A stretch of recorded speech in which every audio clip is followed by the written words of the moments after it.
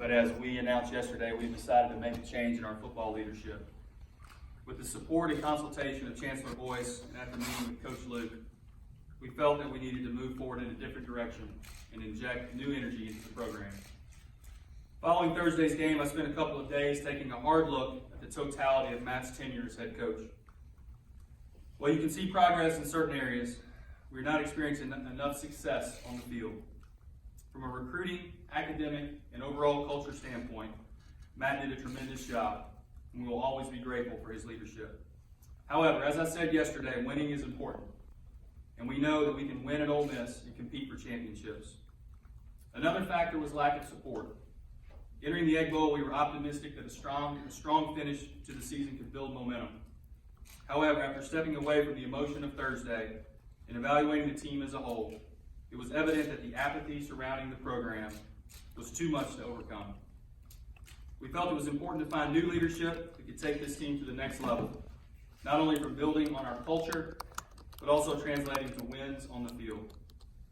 Again, we can't thank Coach Luke enough for stepping into a time when our program was at its lowest point.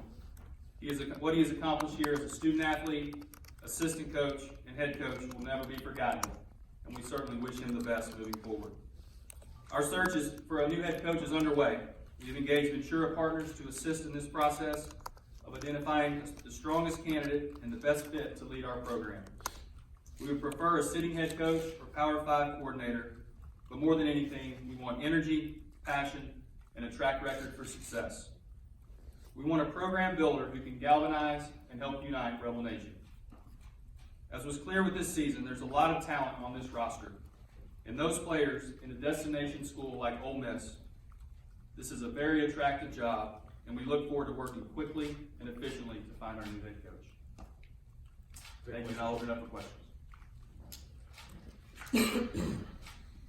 Keith, you talked about the wins and losses, you talked about the apathy. What changed in that regard from 2 weeks ago when you said you were moving forward with Matt to today when the only change has been since the Egg Bowl?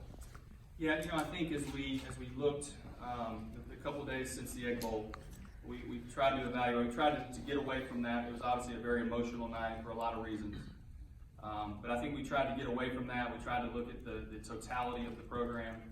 And what I just kept coming back to is that while we could see some progress in certain areas, have been competitive on the field in most games this year, it just felt like that the apathy around the program and just the lack of support were going to be hard to overcome. And, going into next year, with the schedule kind of built the way that it is, it just didn't feel like that even if we got to 5 or 6 or 7 wins, that it was going to be enough to get people back and get over that hump. So we felt like making the change now was important so that we can interject new energy and life into the program. Keith, can you give a number, can you estimate a number of players who left the players' meeting last night before it was concluded? And do you believe you face a challenge in keeping that group together in the coming days? I think there were probably about 8 or 9, 10 guys that left. And let me say this, I'm not mad or angry at those players. It was an emotional day yesterday.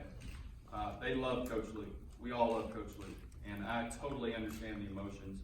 And I remember when I was 18, 19, 20 years old, emotions sometimes can get the best of you.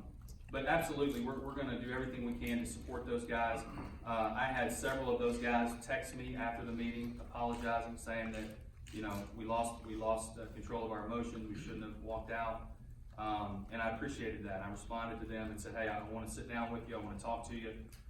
We want to do everything we can to support our players.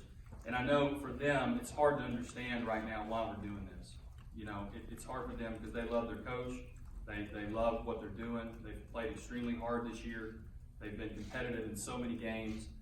And for them, to then have this happen, it's hard. It's a hard situation. And so we want to be there to support. We want to show them ultimately that we're going to bring a coach in that is going to help them get over that hump and help them be successful. But most importantly right now, we want to make sure that emotionally they're in a good place. And I have some follow-up meetings already set with some guys, and we'll continue to do that. Keith, in the Kermit Davis search, over here, Keith. In the Kermit Davis search, it was you and Ross, and y'all were the decision makers. In this search, Is it you and someone, or is it just you? Who will have the final say when you do make a choice for a coach? Yeah, this will just be me. I'll be working with Chad, with Ventura, and we're going to work very quickly. We're going to try to be efficient. We'll obviously try to be confidential, but we're going to try to move very quickly. I'll probably have some advisors, some people that will help me along the way, but ultimately, when sitting down with candidates, it'll just be me. Keith, I'm curious, when did you start kind of getting a feel for the coaching landscape, and when you kind of talked to some people maybe who represent some of the targets that you're looking at, what was kind of the feedback that you got about the Ole Miss job and the way that it's considered today? Yeah, I think, I think that because of a lot of the hard work that Matt and his staff have done, the program's in a much better place now than it was when he took over, obviously. And I've said it before, I think as we get farther away from a lot of the NCAA issues, that things continue to get better and better. We started looking at some things a couple days ago. You're always looking. As an AD, you're always kind of watching games and looking for talent and those types of things and trying to identify people. You may not need them now, but you might need them later. And so that's something that I've tried to do really throughout the season. Really the last couple of days, just making some calls and trying to get a little farther down the line with some potential interest. And what I've learned is people are interested. They're interested in our job. And I think it's very attractive. Like I said, we have a great roster of young men that are coming back next year, a lot to build on. And I think a new coach would look at this as a very attractive situation. Keith, what instructions have been given to the current staff in regards to recruiting? And will the current staff members be allowed an opportunity to interview with whoever the new head coach is? So I didn't mention this before, but Mike McIntyre will take over and be in charge of the team in the interim period. I spoke with him this morning, and he was more than willing to do that. The assistant coaches are on the road right now, and what we've told them is to please just go in and continue the visits, wear the Ole Miss logo, continue to spread the Ole Miss message, and they've been great. The assistants have been great. This is a hard time for them as well, obviously. But absolutely, as we talk to a new coach, we will encourage the new coach to look at this staff. I think this staff has done a tremendous job in a lot of ways. And I think there's some pieces on this staff that could be very beneficial to a new staff, potentially. So, we know how this works. A new coach will have the autonomy to bring in who he wants to. But certainly we will talk about our assistants and some of the good things they've done. Keith, what's the time period for the coaching search in your eyes, with obviously early signing day coming up very quickly? Yeah, like I said, we want to move as quickly as possible. I think with this new signing day, it complicates things a lot when you're making a change like this. But certainly we want to move quickly. I don't want to put a time frame on it, but quickly and efficiently, as quickly and efficiently as we can. Have Rich or Mike expressed interest in this job? Do you consider them a candidate at all? Right now, we're kind of looking at all options. We haven't narrowed our list down to kind of a specific list yet of 4 or 5 names. I haven't specifically spoken to either one of them about this job, but anything right now is on the table. And this is the same firm you used for Kermit's hire, is that correct? Okay, cool. Correct. Keith, you're left. Financial parameters of all this, cost of getting out of the current deals, budget limitations going forward based on budget cuts that you've had in the last year. Obviously, it's an expensive proposition all the way around. It is, and I think I made some comments last week though that we'll always make decisions that are in the best interest of our programs. And let's be honest, we have some financial things we have to work through. With Matt's contract, we can pay it out over a 4-year period, which will help there. All of our assistant coaches' contracts have mitigation clauses in them that if they get other jobs, that number comes off of the number that we owe them. So there's some things there that we can work through, but certainly we'll handle that internally. There was a lot of noise kind of yesterday that there was a booster group that had said they would pay the buyout. I haven't spoken to a single booster about a buyout. Not to say that I won't, or not to say that I won't talk to them about helping us with a new coach. But we will handle that internally, and we'll work with our department CFO and our foundation CFO to make that happen. Do you see any limitations going forward? There's always limitations, Richard. But we will be very competitive. We'll be very competitive. We will go out and we'll find the best coach we need to get, and we will do what we need to do financially to get that coach. Keith, right in the middle. You spoke of fan apathy, with exception, or with the removal of Matt Luke as a coach? What are some things you and your staff will do to try to regain that support from the fan base? Well, you know, and again, I talked a little bit about this last week, is that, you know, we've got to be out in front of people. We've got to find a head coach that can walk into a room and absolutely take over that room and galvanize people, bring them back.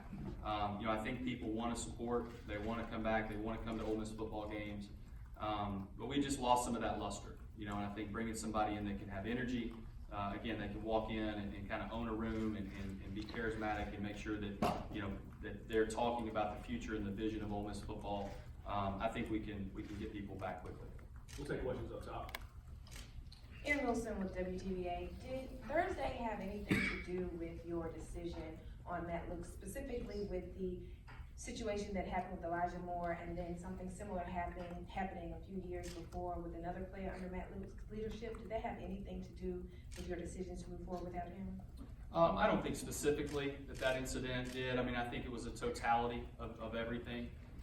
You know, I think that as you look at the wins and losses on the field, you know, that was one of the main things. And then I think that, you know, the way the game ended on Thursday, you know, it was a little bit of an exclamation point on some of the apathy that was out there already. And I think that it probably put some people on the other side of that maybe we couldn't get back. And so, you know, certainly the game, the way it finished was a factor, but by no means was it the only factor or the main factor.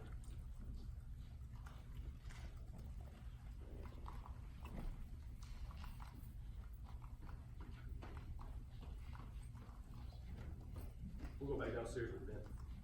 Thanks, man. Not to keep coming back to this, but in the Kermit search, you mentioned many times afterwards how much you appreciated being actively involved in that process. What did you learn from that to now lead this search and be the only person, you know, that's kind of directing it? How important was that? Yeah, it's very important. You know, I think that, you know, the thing I learned about that search is confidentiality is so important. And I think Chad and the folks at Ventura will help us with that. But ultimately, you got to sit down with people, you got to look them in the eye, and you got to talk about, you know, a shared vision. You got to talk about, you know, them wanting to be at our place, wanting to build our program, wanting to be at Ole Miss. And I think when we were with Kermit, you know, he was the last person that we interviewed, just based on timing. And we knew within 5 or 10 minutes that it was different. And I think that's what I'm looking for here. I want to sit down across from somebody, and when you see in their eyes what their vision is, how excited they are for our opportunity, you know, all those things, and they have to fit the mold, a lot of the things we talked about. But that's what I'm going to look for, and I think that search is going to be a very valuable resource as I go into this one. Keith, what's the itinerary for official visits this weekend? A lot of the recruits commits said they were coming in. Also, the assistant coaches, are they going to continue being on the road recruiting and telling them, explaining what's going on? Yeah, so the assistants will continue to be on the road. I'm actually going to meet with Coach Mack and Tyler Siskey this afternoon to talk about some ins and outs of recruiting. We had a big weekend coming up this weekend that's probably going to be changed dramatically. So we're going to talk about that, talk about, you know, the best way to use our official visits. Do we need to save those? Do we need to use some now? You know, I'll rely kind of on those guys to help. They've been tremendous. Tyler's been tremendous so far. So I'll meet with them today at 4 o'clock, and we'll talk about kind of what that looks like moving forward.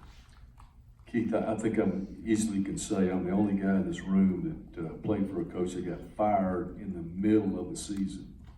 And that's not the important part. The important part was the next 2 hires after that were both bust. Neither one of those guys had any Mississippi ties. Not necessarily Ole Miss, but no Mississippi ties whatsoever. Is that going to be important to you going forward with the search? You know, I think the goal is to get the best coach. And if that coach has a Mississippi tie, I think that's a positive. But if he doesn't, then if he's the best coach for our situation, that's who we're going to hire. And, you know, I think that you know, a lot of times you want to have somebody that understands the region, somebody that understands the recruiting base, a lot of those things. But sometimes, you know, maybe not necessarily a direct Mississippi tie. We'll go out, we'll search the landscape, and we'll hire the best coach. Any more questions for Keith? All right, thanks everyone for coming. Thank you, guys.